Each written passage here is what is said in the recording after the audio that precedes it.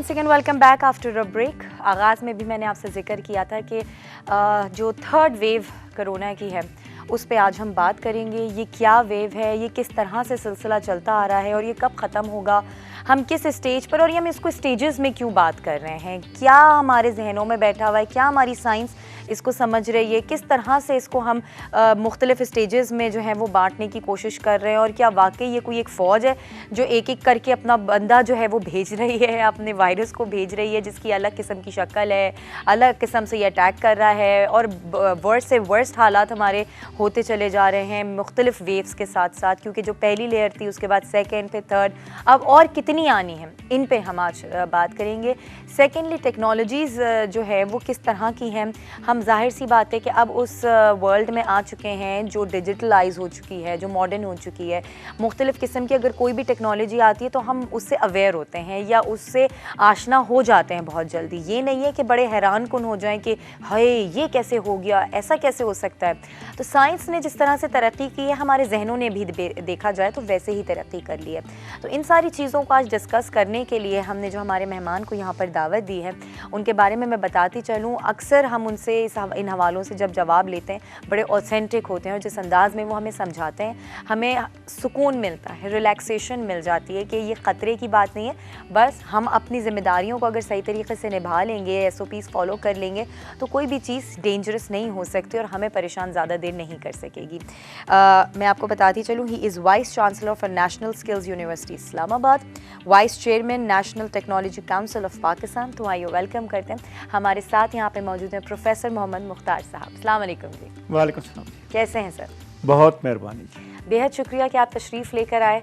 हम फिर परेशानी में मुब्तला हो चुके हैं, कन्फ्यूजन हर जगह फैल चुका है, फिर से जो एक सिलसिला चल पड़ा है कि हाँ जी कोरोना वैसे खैर ख़त्म तो कभी भी नहीं हुआ था, लेकिन ये अब अपनी शक्लें तब्दील कर करके जो है स्टेज वाइज आ रहा है। जैसे अब हमने सुना कि अब थर्ड स्टेज आ गई है, ये सेकेंड और फर्स्ट से भी ख़तरनाक है, बहुत ज़्यादा डेंजरसली अटैक कर रही है हम लोगों को, डेथ रेट्स बढ़ सकते हैं इस बारे में। तो सर जो एक चीज़ मेरे जहन में मैं चाहूँगी आपसे पूछूं कि ये क्या है, और सेकेंडली क्या ये वाकई एक पूरी फ़ौज है जो छुपी हुई है और ये वायरस एक एक करके अपने सिपाही को भेज रहा है जो मुख्तलिफ शेप्स में हमारे सामने आ रहा है, मुख्तलिफ अंदाज में हमें अफेक्ट कर रहा है, और हमें कैसे पता चलेगा और कितनी फ़ौज पीछे बैठी हुई है? देखिए ये तो आपने मेरे से जो है ना ऑलवेज़ जो है ना आपके जो भी क्वेश्चन होते हैं काफ़ी चैलेंजिंग होते हैं और बीइंग ए वायरोलॉजी टीचर जो है ना मुझे बड़ा अच्छा लगता है कि जब कोई लेमैन लैंग्वेज में सवाल करे जी। और वो बड़े टेक्निकल नेचर के हों। सही। और इस सिलसिले में मेरी अक्सर आपके जो सीनियर प्रोड्यूसर हैं काशिफ महमूद साहब, उनसे भी मेरी बात होती है, तो he is a very learned man. मैं चाह रहा हूँ कि हम तीनों जो है ना मिलकर जो है ना एक कोई किताब लिख दें ताकि लोगों के लिए ये जो हमारे प्रोग्राम है ना इन्हीं को ही ट्रांसलेट करके अगर कर दिया जाए ना। देखिए बात ये है कि ये बात तो सही है कि कहीं कोई छुपा बैठा है वायरस, जो एक से हम जान छुड़ाते हैं तो दूसरा आ जाता है और सही से छुड़ा भी नहीं पाते जान, ये भी नहीं होता कि बिल्कुल खत्म हो गया। तो मेरे ख्याल में इसको आज हम साइंटिफिक वे में थोड़ा सा एनालाइज कर लेते हैं। देखिए इनको वायरल इन्फेक्शन को वेव कहना मेरी नज़र में तो गलत है। अच्छा। वो ऐसे है कि ये हम अपने बिहेवियर को वेव कर रहे हैं कि जिसको हम पहली वेव कह रहे हैं, जिस पर हमने बड़े अच्छे तरीके से, मैं पाकिस्तानी पर्सपेक्टिव में पार्टिकुलरली बात कर रहा हूँ। ठीक है। तो हम लास्ट ईयर बड़े केयरफुल थे, जो सामान बाज़ार से लेके आते थे उसको एक दिन के लिए बाहर रख लेते थे, हर घर में कोई ना कोई जो है ना एंटीसेप्टिक पहुंचा हुआ था, आप जाते हैं मिलने तो आपके स्प्रे हो रहा होता था। I mean everybody was very careful, और उसका नतीजा ये निकला, media, government, everybody was putting all their efforts, ठीक है ना जी, कि हम जिसको पहली वेव कहें वो हमारा पहला बिहेवियर था जिससे इतना अच्छा था कि जिससे हम इस वायरस को ऑलमोस्ट ज़ीरो लेवल पर लेके आए। अच्छा, वायरस बेसिकली ये जिसे आप कह रहे हैं कि ये कोई आर्मी छुपी, वो आर्मी छुपी हुई बैठी थी बेसिकली। आर्मी छुपी हुई ऐसी होती है कि ये ऐसी जिसे कहते हैं कि बुरी या इसको कहें ये वायरस वाली आर्मी, कि ये छुप के बैठे रहते हैं लेकिन ये बढ़ते बहुत तेज़ी से हैं। ये अपना जो है ना इनका नंबर बड़ी तेज़ी से बढ़ता है। तो हमने अपना बिहेवियर जैसे ही चेंज किया तो here come the second way. Basically वो हमारा अपना ज़ाती बिहेवियर ही था। देखा आपने, जलसे जुलूस शुरू हो गए, गैदरिंग्स हो रही हैं। दो इन स्पाइट ऑफ दिस के आपने देखा इस सिलसिले में अगर हम देखें तो पाकिस्तान एक खुशकिस्मत मुल्क है कि जिसकी गवर्नमेंट ने हमेशा एक बहुत ही पॉजिटिव रोल प्ले किया है। राइट। पॉजिटिव रोल ऐसे कि इन्होंने जो है ना अपना इस चीज़ को टाइमली देखते रहे हैं, और ख़ास तौर पर जो ministry of federal education and professional training है, उन्होंने जिसे कहते हैं कि एम्पिरिकल एविडेंस, उन्होंने हमेशा देखा कि जैसे ही वायरल इन्फेक्शन ज़्यादा हो रही है तो स्कूलों को बंद कर दिया, फिर जो है ना वायरल इन्फेक्शन कंट्रोल हो गई। तो I mean they have been doing in a very great way. बल्कि मैं आपको एक मज़े की बात बयान करूं तो मैं था, ये अभी एक अवार्ड डिस्ट्रीब्यूशन सेरेमनी थी, जिन बच्चों ने गोल्ड मेडल लिए हुए थे, तो उसमें हमारे प्रेसिडेंट ऑफ पाकिस्तान मोहतरम जनाब डॉक्टर आरिफ अलवी साहब जो है ना, उनने जब स्पीच की तो हमारे minister for federal education and professional training भी बैठे हुए थे। अच्छा। तो क्योंकि आज कल आप सुनते हैं कि हमारे मिनिस्टर साहब बहुत पॉपुलर हैं तो उन्होंने प्रेसिडेंट साहब ने एक बड़ी अच्छी बात की। उन्होंने कहा जी मिनिस्टर ऑफ एजुकेशन इतने पॉपुलर हैं कि वो स्कूल बंद होते हैं तो वो पॉपुलर हो जाते हैं, स्कूल खुलते हैं तो वो पॉपुलर हो जाते हैं, जो है ना, दैट वाज रियली यूनिक। बल्कि उन्होंने इस सिलसिले में कहा but that is the indicator कि जैसे ही हमारे स्कूल वगैरह खुलते हैं, एक्टिविटी ज़्यादा होती है, पेरेंट्स आने जाने लग जाते हैं, वो basically I am talking about the behaviour कि here comes the second way. बिल्कुल ठीक है जी। अब ये हुआ कि चीज़ें अच्छे तरीके से लगने लग गई तो हम लोग बेसिकली जो है ना, मेरे ख्याल में हमारे ये थर्ड वेव जो है ना, मैं माजरत के साथ, बहुत अदब के साथ हमें जो लोग देख रहे हैं उनसे माफ़ी के साथ एज ए वायरोलॉजिस्ट मैं बात करूंगा, मेरे ख्याल में हमारे बिहेवियर में डिटीरियोरेशन आई है। अगर आज भी हम वही जो पहले वाला बिहेवियर था जिसको पहली वेव कहते हैं, आज भी अगर हम उसको अडॉप्ट कर लें तो ये कोविड-19 फैलाने वाला वायरस कोई बड़ा मसला नहीं है। हम इसको कंकर कर सकते हैं, ये हमारे हाथ में है। बल्कि अब तो हमें बेनिफिट ये हो गया कि वैक्सीन भी पहुंच चुकी है। बिल्कुल। तो आई थिंक कि we are in a better shape. मेरे ख्याल में हमें और जो सबसे क्योंकि हमने बहुत कुछ सीख लिया है। बिल्कुल। अब मीडिया भी, गवर्नमेंट भी, वो आपको रियल टाइम इंफॉर्मेशन दे देती हैं कि फ़लाँ सेक्टर में वायरस, इस्लामाबाद के सेक्टर में वायरल इन्फेक्शन ज़्यादा है, इसको आप सील कर रहे हैं। ठीक है, तो बेसिकली लोगों को ख्याल रखना चाहिए उधर जो है ना। मुझे तो व्हाट आई एक्सपेक्ट कि हर बंदे को सेक्टर में मास्क पहनना चाहिए, जो लोग उधर जाएं उनको पहनना चाहिए। लेकिन आप ही मेरे ख्याल में आती जाती रहती हैं, आप मुझे बताएं कितने लोग मास्क पहनते हैं? कोई भी नहीं। और सिर्फ मास्क की आप बात कर रहे हैं, कोई सोशल डिस्टेंसिंग का कोई ख्याल नहीं है। अगर आप किसी सुपरमार्केट में भी हैं तो वैसे ही आप क्लोजली पास कर जाते हैं, और आप खड़े हुए भी हैं तो चीज़ों को भी हर कोई टच कर रहा होता है, काउंटर्स टच हो रहे होते हैं। तो मतलब अब इतने ज़्यादा लोग रिलैक्स हो गए हैं। तो शायद आप बिल्कुल ठीक कह रहे हैं कि ये जो हमने वेव्स को नाम दिए, कोरोना की वेव्स नहीं होनी चाहिए थी, ये हमारी बिहेवियर की वेव्स हैं। क्योंकि पहले हम बहुत डरे हुए थे, नई चीज़ थी, हमें डर था कि खुदा ना खास्ता क्या होगा, हमें नहीं समझ में आ रहा। फिर आहिस्ता आहिस्ता हमें उसकी आदत हो गई, और अब वो इतने हम रिलैक्स हो गए कि हम अब उसको सीरियस ही नहीं ले रहे। हालांकि डेली सुन रहे हैं इतने लोगों की डेथ हो गई। अब देखिए ऑन द एवरेज जो है ना, तकरीबन पूरी दुनिया में हर हफ्ते में तकरीबन 20 लाख से ज़्यादा लोगों में इन्फेक्शन होती है। ट्रू, बिल्कुल सही है। This is a mega number.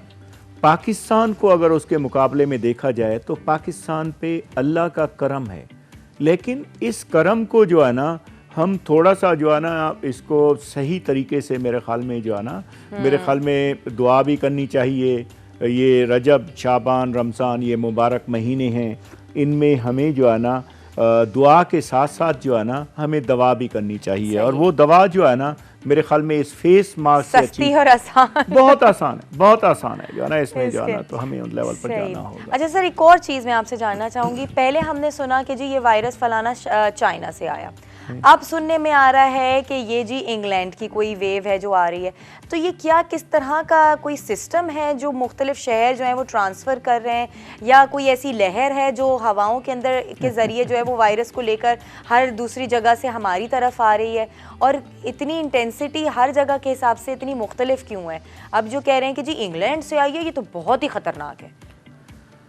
जी ये बेसिकली हमें इन जो वायरस की टाइप्स हैं या ये जो हम इंग्लैंड की बात कर रहे हैं, मेरे ख्याल में वायरल इन्फेक्शन को किसी जियोग्राफिकल रीजन के साथ नहीं एसोसिएट करना चाहिए, क्योंकि बाज़ औक़ात उसमें चीज़ें जो है ना मिसकंस्ट्रू भी हो सकती हैं। ये एक हकीकत है कि कोविड-19 जो है ना चाइना के वुहान शहर से दिसंबर 2019 में हुआ।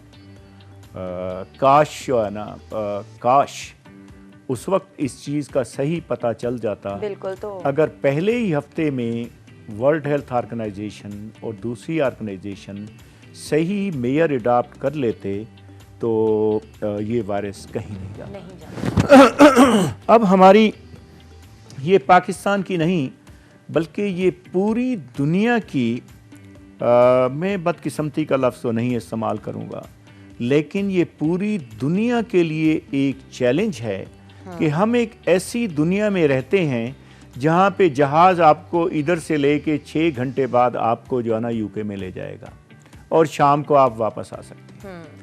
अब वायरस, जैसा कि हम आपके पहले प्रोग्रामों में भी हमने कई बार जिक्र किया, वायरस कोई ज़िंदा चीज़ें नहीं होते, लेकिन जब इनको ज़िंदा चीज़ों पर रसाई मिल जाती है तो ये अपने आप को बढ़ाना शुरू कर देते हैं। ठीक है जी। अब ये है कि जहाज़ उधर गया, चाहे वो बंदा इन्फेक्टेड नहीं है, जो इन्फेक्टेड बंदा था उसने आके जहाज़ की सफाई की तो वायरस उधर वो छोड़ गया, तो वो प्लेन अगर इधर आया है तो उसको अगर हाथ लगाया है सही तरीके से नहीं है और तो कोई एक बंदा भी अगर वो वायरस लेकर अपने साथ ट्रैवल कर गया है तो वो समझे वो तो फिर है, वो बेसिकली एक ही आदमी से। अब ये जो दूसरा क्योंकि ये पिछले साल ही हुआ है जो है ना के 3 वायरल स्ट्रेन आए हैं, एक जो कि यूके से है, जो कि यूके की अक्सर बात होती है, जिन्हें हम वेरिएंट ऑफ कंसर्न कहते हैं, कि इनके बारे में हमें ख्याल करना चाहिए, क्योंकि ये जो पहले वाला वायरस था उससे ज़्यादा ये तेज़ी से बीमारी फैलाते हैं। ठीक है ना जी।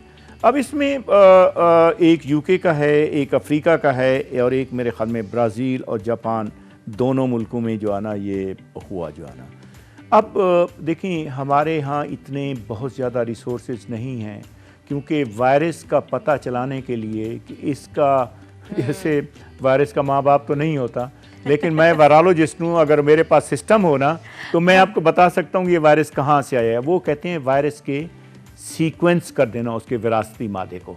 हमारे यहाँ सीक्वेंसिंग की फैसिलिटीज़ हैं लेकिन बहुत कम हैं। हाँ। लेकिन मोस्ट प्रोबेबली लगता ये है क्योंकि हमारे ज़्यादा लोग मेरे ख्याल में ब्राज़ील और जापान से कम आते हैं relatively.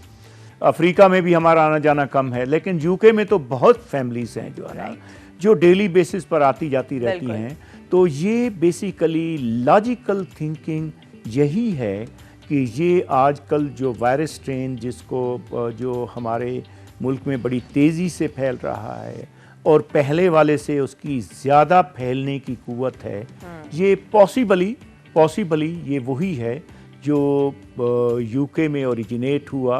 Means it should not be like that कि उधर ओरिजिनेट हुआ, ये कहीं भी ओरिजिनेट हो सकता है, क्योंकि वायरस की ये खासियत है कि ये अपने आप को तब्दील करते रहते हैं। सही, बिल्कुल सही कह रहे हैं।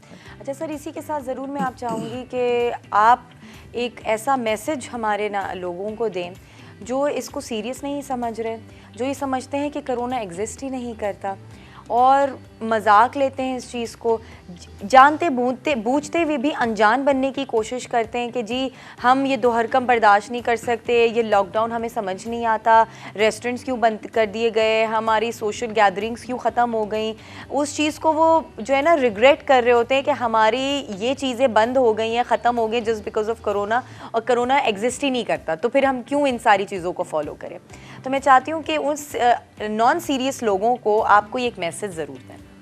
देखें जी, मेरा मैसेज तो यही है कि अगर आप अपना और इंसानियत का ख्याल रखते हैं, आपको अपनी सेहत का ख्याल है, तो आप ज़रूर जो है ना, बेसिकली ये वायरस ऐसी चीज़ें हैं, मैं वायरोलॉजिस्ट हूँ, मैंने वायरसेस को जिसे कहते हैं कि उनका इन्फेक्शन रेट देखा है। एक वायरस जो है ना, एक दिन में जो है ना लाखों करोड़ों खुलियों को इन्फेक्ट कर देता है, ठीक है ना जी, ये इतनी तेज़ चीज़ होती है। तो अब ये है कि हमारे यहाँ साइंस लिटरेसी की भी कमी है, और बदकिस्मती से ये है कि मुल्क में बल्कि दुनिया में वायरोलॉजिस्ट भी बहुत कम हैं जिनने ऐसी चीज़ों पर काम किया हुआ है। वायरसेस एग्जिस्ट करते हैं, और हमें तारीख भी पढ़नी चाहिए कि 1918 में नज़ला ज़ुकाम फैलाने वाला वायरस इसी टाइप का रेस्पिरेटरी वायरस था जिसने 50 मिलियन लोगों को मार दिया। उस वक्त यही सोचा जा रहा था कि दुनिया ख़त्म हो जा रही है। तो अब हम इस दुनिया को बचा सकते हैं, अपने पाकिस्तानियों को भी बचाइए और दुनिया को भी बचाइए, फेस मास्क पहनिए। अच्छा, मुझे बाज़ औक़ात लोग कहते हैं कि आप डॉक्टर साहब आप सोशल डिस्टेंसिंग कह देते हैं तो हमें अच्छा नहीं लगता, तो आप इसका मतलब है कि हम सोशल मीडिया पे भी बात ना करें। वो देखें भाई, घर में बैठकर आप सोशल मीडिया पर फ़ोन पर ज़रूर इंटरेक्ट करें, तो मैं भी अपना लफ्ज़ जो है ना चेंज कर लेता हूँ, फिजिकल डिस्टेंसिंग रखें, एक दूसरे से दूर दूर रहें जो है ना। तो यही हमारा मैसेज, हम यही दे सकते हैं जो है ना। और जलसे जलूस हो, वक्त आ जाएगा वो भी हो जाएंगे, वही ना, वक्त के साथ हर चीज़ हो जाती है। वही जैसे एक मिसाल हमेशा मुझे सुनने में मिलती थी बचपन से आज तक कि हर रात के बाद सुबह होती है, तो सब्र से अगर काम लेंगे तो सब्र का फल मीठा भी मिलता है, और खूबसूरत सुबह देखेंगे। तो बस थोड़ा सा इस काली रात को थोड़ा सा अगर हम सब्र और तहम्मुल से गुजार लेंगे तो अगला दिन जो सुबह का होगा वो और अच्छा गुजर सकता है हमारा। इंशाल्लाह ज़रूर अच्छा दिन आएगा, डेफिनेटली। अच्छा सर, कोरोना के साथ साथ थोड़ा सा मैं आपकी उस टेक्नोलॉजिकल फील्ड की तरफ भी आऊँगी। ज़ाहिर है आप वाइस चेयरमैन हैं national technologies council of Pakistan के, तो अगर मैं आपसे पूछूं कि इस वक्त आप क्या समझते हैं कौन से ऐसे इक़दाम किए जा रहे हैं मज़ीद टेक्नोलॉजी को आगे जो हमारी बेसिक यंग जनरेशन है उसमें हम-आहंगी पैदा करने के लिए? देखिए जी, उसके लिए क्योंकि हमारी जो नेशनल टेक्नोलॉजी काउंसिल है, बेसिकली अभी हमने थोड़े दिनों पहले यूनिवर्सिटी ऑफ टेक्सला में जो है ना, हमारे जितने भी टेक्नोलॉजिस्ट थे, और उसके साथ हमारा एक इदारा है जिसे कहते हैं नैब टेक का काम ये है कि बेसिकली जो एम्प्लॉयर हैं, जो इंडस्ट्रियलिस्ट हैं, उनको किस टाइप का आदमी चाहिए। देखें, आप टीवी स्टेशन पर बैठी हैं, ठीक है, तो आपको पता है आपकी कौन सी स्किल्स हैं। आप अच्छा बोल सकती हैं, दिस इज स्किल, बिल्कुल, ठीक है ना जी, कम्युनिकेशन स्किल। तो उसमें बाज़ औक़ात लोग स्किल को यही कह लेते हैं कि जी वो जो मिस्त्री बनाना है, कारपेंटर बनाना है, तो वो स्किल है। स्किल अब जो है ना, पुराने ज़माने में ये था, जब हम पहले बात करते थे स्किल्स की और टेक्नोलॉजी की, तो ऐसे होता था कि भाई जिन लोगों को जो है ना, जो हाथ से काम करते हैं, अब स्किल की डोमेन बढ़ गई है। बिल्कुल, अगर आप अच्छा बोल सकते हैं, अच्छा लिख सकते हैं, आपकी कम्युनिकेशन स्किल्स हैं, आपकी लीडरशिप स्किल्स हैं, कोई भी खास सलाहियत जो आपके अंदर मौजूद हो, वो नॉर्मल कोई भी हो सकती है, बोलना जो आपने कहा। अब ये जो टेक्नोलॉजी काउंसिल है, बेसिकली ये इट्स अनफॉर्चुनेट कि हमारे यहाँ बहुत ज़्यादा जो है ना, दो जो है ना, जैसे कि आपको पता है कि पहले ऐसे होता था कि लोग अपने बच्चे को या इंजीनियर बनाना चाहते हैं या डॉक्टर बनाना चाहते हैं, बाकी तो दुनिया में कुछ था ही नहीं जो है ना, उसमें जो है ना। अच्छा, उसके बाद यह है कि इंजीनियरिंग जो है ना, ये बेसिकली बड़ी डाइवर्स फील्ड है, ठीक है ना जी, और उसके साथ साथ अब टेक्नोलॉजी आ जाती है। इंजीनियर जो है ना, अब ये है कि हमारे मुल्क में एक इंजीनियरिंग काउंसिल एग्जिस्ट करती है और एक हम टेक्नोलॉजी काउंसिल एग्जिस्ट करते हैं। अब इंजीनियरिंग काउंसिल ऐसे समझ लें कि वो थोड़े से जो है ना स्मार्ट थे, तेज़ थे। अब ये टेक्नोलॉजी काउंसिल बनी हुई बाद में, पहले ये था कि जहाँ पे इंजीनियर का काम है उधर इंजीनियर ने करना है। राइट। और फिर उसके बाद हमारे यहाँ एक डिग्री होती थी बीटेक की, हाँ, जो कि टेक्नोलॉजिस्ट होते थे, जो रियली जो है ना, जो कुछ इंजीनियर सोचता है, कंसीव करता है, इंजीनियर कहता है कि जहाज बनाना है, राइट, तो उसके माइंड में होगा, राइट, उसकी साइंस में होगा, लेकिन टेक्नोलॉजिस्ट ने ना उसको बना के उड़ा देना है। ठीक है ना जी।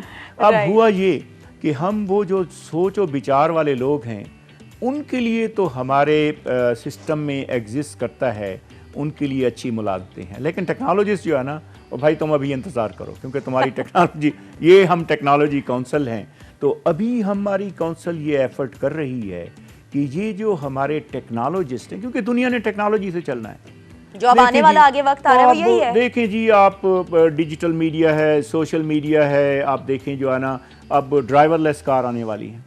ठीक है जी, आपके साथ से अचानक में ड्राइवरलेस ट्रेन्स तो आ चुकी हैं। हाँ जी, तो आप देखेंगे वो गाड़ी जा रही है, इसमें कोई बंदा तो मुझे नजर नहीं आ रहा। पहले तो ही अगर ऐसा सोचते तो हमें लगता था भूत आ गया, क्या हो गया, अब ये नॉर्मल लगेगा। उसमें अब इवन जो है ना, हम ह्यूमन बीइंग भी जो है ना, basically technology, every human being, वो एक जिसे कहते हैं इंटरनेट ऑफ थिंग्स जो है ना, कि हर every living thing is a part of big computer, दुनिया का जो ओवरऑल कंप्यूटर है जो है ना।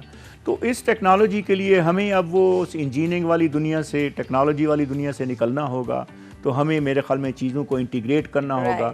तो ये नेशनल टेक्नोलॉजी काउंसिल करने जा रही है कि भाई इंजीनियरिंग ही नहीं है, टेक्नोलॉजी में कुछ और भी चीजें हैं, और भी खोल के देखो।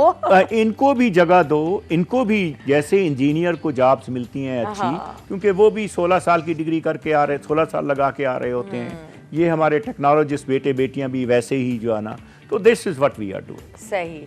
Well, thank you so much Mukhtar sahab, एक बार फिर आपने बहुत सारी चीज़ों को इकट्ठा इंकलकेट किया है और हमें जिस तरह से समझाया है आपने, थोड़ा सा यही समझ में आया है कि हम अगर एहतियात को ही मज़ीद बढ़ाएंगे और अपने बिहेवियर में चेंजेस लेकर आएंगे तो ही हम कोरोना को ख़त्म कर सकते हैं। अदरवाइज़ ये मुख्तलिफ स्टेजेस आती रहेंगी, हम मज़ीद अपने आप को परेशान करते ही रहेंगे। इंशाल्लाह हम इसको ख़त्म करेंगे। इंशाल्लाह, बहुत बहुत शुक्रिया, थैंक यू सो मच।